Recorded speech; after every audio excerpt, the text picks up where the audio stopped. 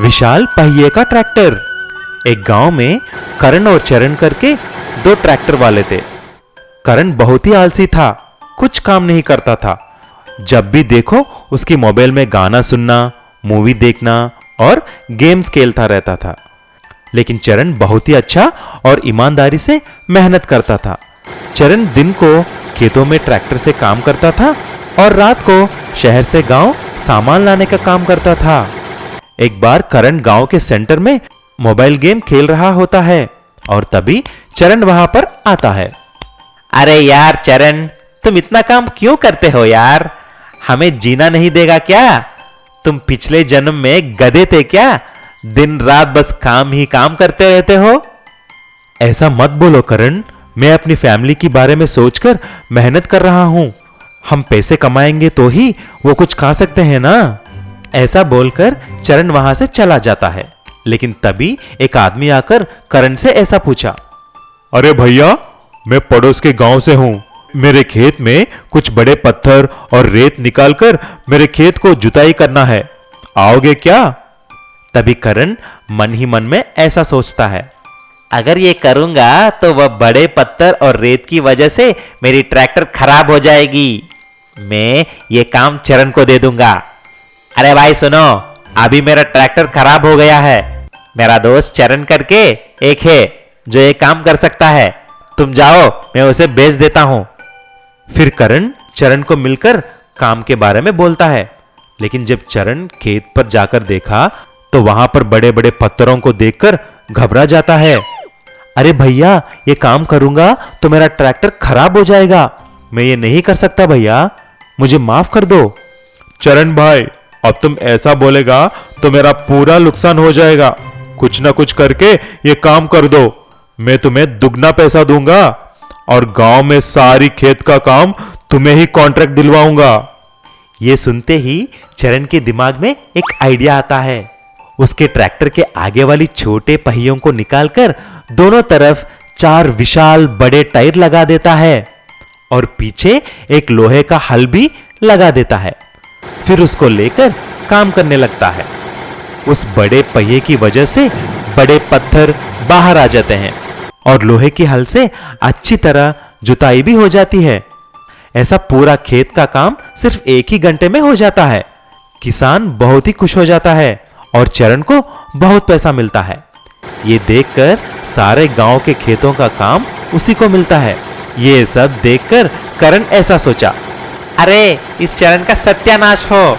मैंने सोचा कुछ और है लेकिन हुआ कुछ और है। अभी उसके पास ज्यादा पैसा भी आ गए हैं और काम भी आ गया है। उस काम के बाद चरण 2 नए ट्रैक्टर भी खरीद लेता है। इसीलिए कहते हैं, जितना मेहनत उतनी कमाई। बहुत समय पहले दुर्गापुर नाम का एक गांव रहता था। उस गांव में शंकर नाम का एक किसान अपने पत्नी दुर्गा और बेटा विनोद के साथ रहता था। शंकर के पास थोड़ा ही जमीन था और वह उसी पे टमाटर का खेत लगाकर खेती करता था। लेकिन कुछ दिन से शंकर का तबीयत कुछ ठीक नहीं था। वो बुरी तरह से बीमार पड़ गया और कुछ भी काम कर नहीं सका। उसका घर चलाना भी बहुत मुश्किल हो गया था। तभी विनोद खेती करना शुरू कर देता है। पिताजी, आप बिल्कुल परेशान मत हो, मैं पूरा काम संभाल लूंगा। बस आप जल्दी ठीक हो जाइए। लेकिन कुछ दिन के बाद शंकर उसकी बीमारी की वजह से गुजर जाता है और उसका टमाटर का खेत भी खराब हो जाता है। विनोद बहुत उदास हो जाता है और एक मंदिर के यहां जाकर रोने लगता है। तभी वहां पर एक बाबा भीख मांग रहा होता है और वह ऐसा पूछता है, बेटा, तुम इतना उदास क्यों हो? तुम भगवान के पास आए हो तो ऐसा नहीं रहना चाहिए। अरे बाबा, मेरा नसीब ही खराब है। एक तो मेरा पापा गुजर गए हैं और मेरा खेत भी खराब हो गया है। ऐसा बोलते ही उस बाबा ने विनोद को कुछ जादुई जल देता है। बेटा, ये कुछ जादुई जल है। इसको तुम्हारी खेत में डालकर देखो, शायद ये तुम्हें काम आ जाएगा। विनोद बाबा से जादुई जल लेकर वहां से चला जाता है। लेकिन फिर मुड़कर देखा तो बाबा वहां पर नहीं है। तभी विनोद समझ जाता है कि वह बाबा के पास जादुई शक्तियां हैं। विनोद जाकर उस जल को खेत में डालता है और जाकर सो जाता है। ऐसा ही कुछ महीने बीत जाते हैं, लेकिन उसके खेत में कुछ भी नहीं उगता। फिर एक सुबह जब विनोद सो रहा था, उसकी माँ चिल्लाती है, अरे विनोद, ये देखो हमारे खेत में क्या हुआ। माँ की आवाज सुनकर विनोद बाहर आकर देखता तो वहां पर एक पेड़ है जिसको बहुत सारे सोने के टमाटर थे। अरे विनोद, ये सब कैसे हुआ? ये तो चमत्कार है। अरे ये तो जादू है माँ, उस मायावी बाबा जी का जादू है। मैंने उनका दिया हुआ जल हमारे खेत में डाला है। ये सोने का टमाटर का पेड़ उसी की देन है। ये बात सारी गांव में फैल जाती है। लेकिन उसी रात को दो चोर उन सोने के टमाटर को चोरी करने के लिए आते हैं। जब वह चोर उस पेड़ के नजदीक आकर टमाटर को तोड़ने लगते हैं, तभी वह जादुई पेड़ बोलने लगती है, अरे ओ मूर्ख चोर, चोरी करना महापाप है। रुक, आप दोनों को अभी मैं सबक सिखाता हूं।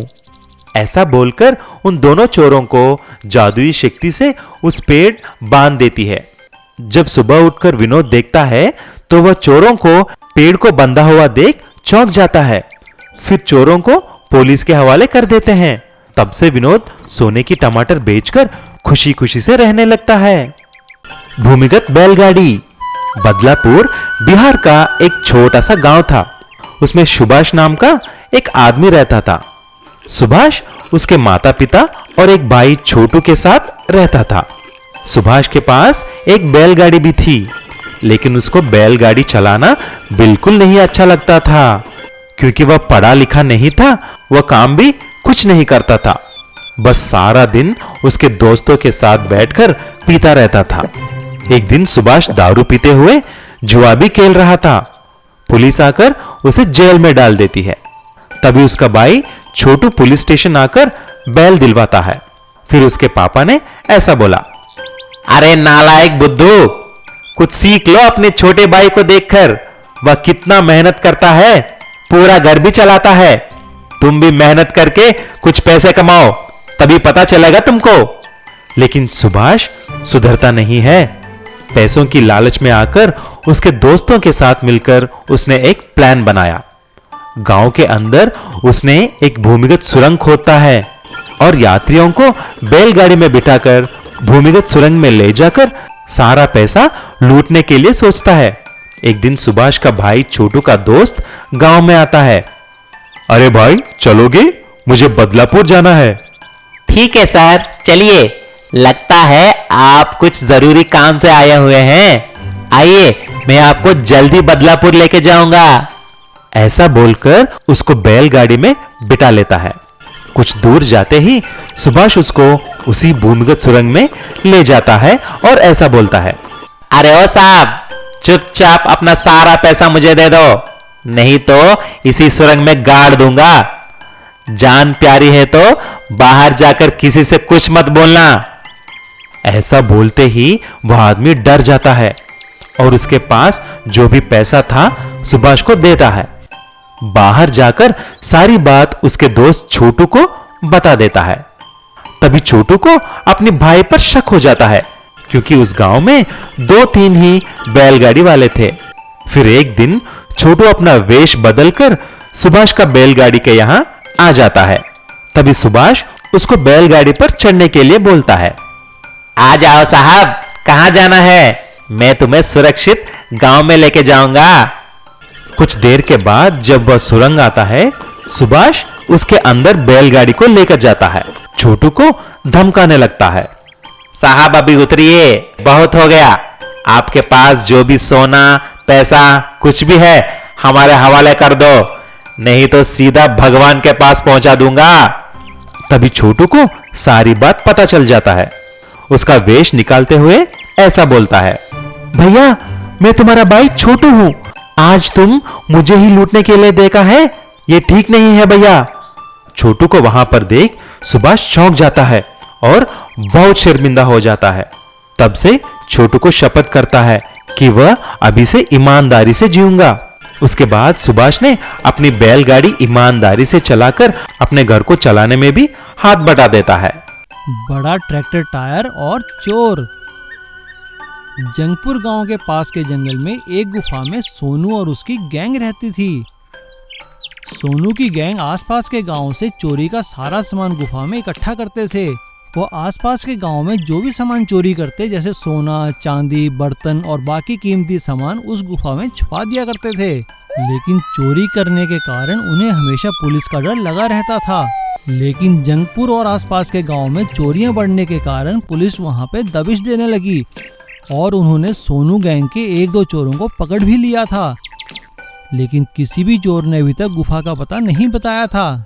यह देखकर सोनू चोर की चिंता बढ़ने लगी।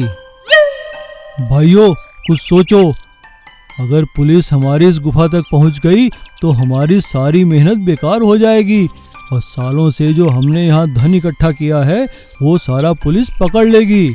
लेकिन उस्ताद, हम क्या कर सकते हैं, बाहर तो पुलिस का सख्त पहरा है। तभी एक चोर ने सोनू को सलाह दी। सोनू उस्ताद, मेरे पास एक ट्रैक्टर है, क्यों ना ऐसा करें, ट्रैक्टर में सारा चोरी का सामान भरकर अपने खेत की फसल में दबा देते हैं, जब समय मिलेगा शहर ले जाकर बेच देंगे। हाँ ठीक है, ऐसा कर सकते हैं, लेकिन गांव की सीमा पर तो पुलिस का पहरा है, गांव में लेकर कैसे जाएंगे, वो तो सभी वाहनों को चेक कर रहे हैं। तभी एक गैंग मेंबर को एक बच्चे को टायर से खेलता देख एक आइडिया आता है और वो सोनू को अपना आइडिया बताता है। हाँ, ये ठीक रहेगा। सोनू और उसके आदमी सारा चोरी का सामान ट्रैक्टर के बड़े बड़े टायरों में छुपा देते हैं और उन्हें फिर से ट्रैक्टर में लगाकर उसे चलाकर गांव की तरफ ले जाने लगते हैं। लेकिन गांव की सीमा पर पुलिस उनका ट्रैक्टर को रोक चेक करने लगती है। रोको, क्या है इस ट्रैक्टर में? अरे कुछ नहीं है सर, देख लीजिए, आप खुद चेक कर लीजिए। पुलिस ट्रैक्टर को चेक कर जाने देती है और ऐसे ही धीरे धीरे थोड़ा थोड़ा सामान ट्रैक्टर के टायर में डालकर वो लोग गांव में छुपाने लगते हैं। लेकिन एक दिन गांव की सीमा पर पुलिस वाले अपने डॉग स्क्वाड के डॉग से उस ट्रैक्टर को चेक करवाते हैं। डॉग स्क्वाड का कुत्ता ट्रैक्टर के अंदर कुछ सूंघकर भौंकने लगता है। पुलिस वालों को उन पर शक हो जाता है। क्या है इसके अंदर? रुको, हमें तुम्हारे ट्रैक्टर के टायर खोलने पड़ेंगे। अरे अरे नहीं सर, ऐसा कुछ नहीं है। ये सुनते ही सभी चोर वहां से भाग जाते हैं। पुलिस उनका पीछा करती है। वो सोनू और उसके गैंग को पकड़ लेती है और ट्रैक्टर के टायर के अंदर से सारा चोरी किया हुआ सामान भी बरामद कर लेती है। सोनू चोर के गैंग के पकड़े जाने के बाद जंगपुर और आसपास के गांवों ने चैन की सांस ली। जिस चोरों के गैंग को बड़े बड़े पुलिस वाले न पकड़ सके, उसे डॉग स्क्वाड के डॉग ने 1 मिनट में पकड़ लिया।